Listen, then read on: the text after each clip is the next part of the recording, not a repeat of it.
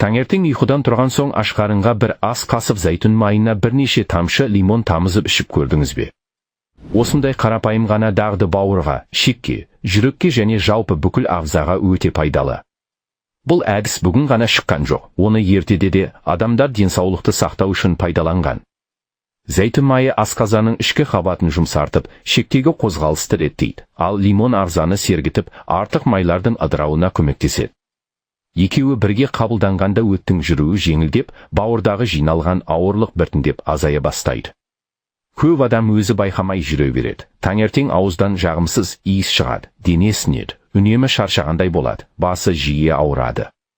Осындай белгілердің барлығы бауыр мен өттің шамадан тыс жүктелгенін көрсетуі мүмкін.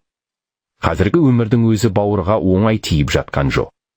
Фастфуд пен тез дайын ас, тәтті мен майлы тағам, газды сусындар, қимылдың аздығы, күйзеліс, мұның бәрі бауырдың жұмысын ауырлата береді. Уақыт өте зат алмасу баяулап, ағзада қажетсіз ауыр заттар жинала береді.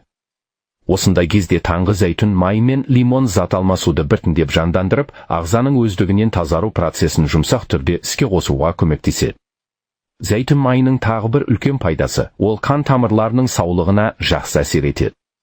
Қандағы зиянды холестериннің азаюына ықпал етеді, қандың айналымын жақсартады, тамырлардың серпімділігін сақтауға көмектеседі. Бұл жүрек үшін де өте маңызды.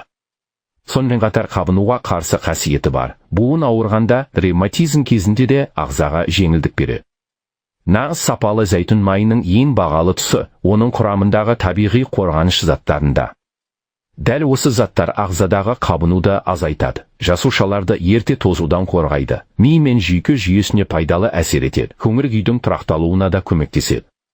Сондықтан зәйтүн майын таңдағанда міндетті түрде суық тәсілмен сығылған, мүмкіндігінше органикалық түрін таңдаған жөн. Нағыз зәйтүн майын ішкенде жұтқыншақта сәл ғана ашқылтым сезім қалуы мүмкін, бұл оның сапалы екенін білдіреді. Ал мүлде дәмсіз, жұмсақ болса, көбіне ол қолдан араластырылған болып шығады. Ал бұл қоспаны қалай дұрыс қабылдауға болады? Таңертең ұйқыдан тұрған соң бір ас қасық зәйтүн майын алып, үстіне бірнеше тамшы лимон тамызып, бірден ішіп жібересіз.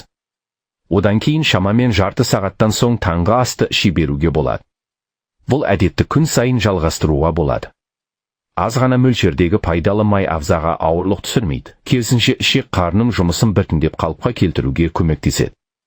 Кей адамдар бірнеше аптадан кейін жеңілдік сезінетінін, таңғы сергектік артатынын, тіпті ұйқысының да түзелгенін байқайды. Егер бірден ішіп үйрену қиын болса, зәйтүн майын салатқа қосып пайдалануға да болады.